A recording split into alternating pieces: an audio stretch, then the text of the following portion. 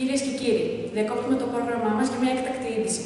Συνδεόμαστε αμέσως με την απεσταλμένη μας στην Κέρκυρα. Αρετή, τι έχει συμβεί? Καλησπέρα σας από την Κέρκυρα, όπου πριν λίγο συνελήφθη εκπρόσωπος των Δημοκρατικών Πυθίας. Μάθατε την κατηγορία, για ποιο λόγο το συνέλαβε? Δεν είναι ξεκάθαρο, μάλλον για εσχάτη προδοσία. Όπως έχουμε ξαναπεί, ο Πυθίας έχει προθυμοποιηθεί από μόνος του να εκτελεί χρέη προξένου των Αθηναίων στην Κέρκυρα. Ναι, βέβαια, είναι γνωστές οι δημοκρατικές του πεποιθήσεις και τα φιλοαθηναϊκά του συναισθήματα, αλλά έγινε και προδότης. Πρέπει να καταλάβουν οι τηλεθεατές μας ότι ο Πυθίας είναι μεν αρχηγός της Δημοκρατικής Παράταξης της Κέρκυρας, αλλά η Κέρκυρα αυτή την περίοδο έχει ολιγαρχικό πολίτευμα. Μα τα τελευταία χρόνια στην Κέρκυρα υπάρχει εκκλησία του Δήμου και υπάρχουν αρκετοί δημοκρατικοί βουλευτές. Ναι, έχεις δίκιο. Λειτουργεί η εκκλησία του Δήμου που ονομάζεται Αλία, η οποία άρχισε να παίζει σημαντικό ρόλο στην Κέρκυρα μετά την αμυντική συμμαχία με την Αθήνα. Αυτό λέω κι εγώ. Και όπως δείχνουν οι τελευταίες δημοσκοπήσεις, η Δημοκρατική Παράταξη ενισχύθηκε αρκετά μετά τη διαμάχη Κέρκυρας-Κορίνθου.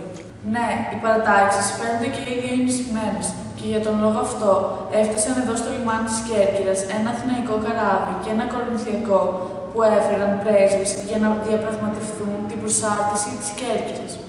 Μα γνωρίζουμε ότι σε αυτές τις διαπραγματεύσεις οι Κερκυραίοι αποφάσισαν να μείνουν ουδέτεροι. Πολύ σωστά. Οι Κερκυραίοι αποφάσισαν να μείνουν σύμμαχοι με τους Αθηναίους και να διατηρήσουν φιλικές σχέσεις με τους Πελοποννήσιους, όπως και πριν. Και τι έγινε, τι άλλαξε στην πορεία? Ούτε οι Αθηναίοι ούτε οι Κορίνθιοι είναι ευχαριστημένοι με την ουδετερότητά της. Και οι δύο πιέζουν την Κέρκυρα να ενταχθεί στο δικό τους στρατόπεδο. Και ο Πυθίας, πώς συνδέεται με όλα αυτά? Ο Πυθίας το τελευταίο διάστημα ασκούσε έντονη κριτική στους απελευθερωμένους ολιγαρχικούς. Τους κατηγορούσε ότι προσπαθούν να φέρουν την Κέρκυρα με το μέρος της Κορίνθου. Και για την κριτική του το συνέλαβε? Όχι ακριβώς. Οι ολιγαρχικοί τον κατηγορούν ότι αυτός ήθελε να υποδουλώσει την Κέρκυρα στους Αθηναίους. Α, ώστε οι ολιγαρχικοί τον κατηγορούν για προδοσία.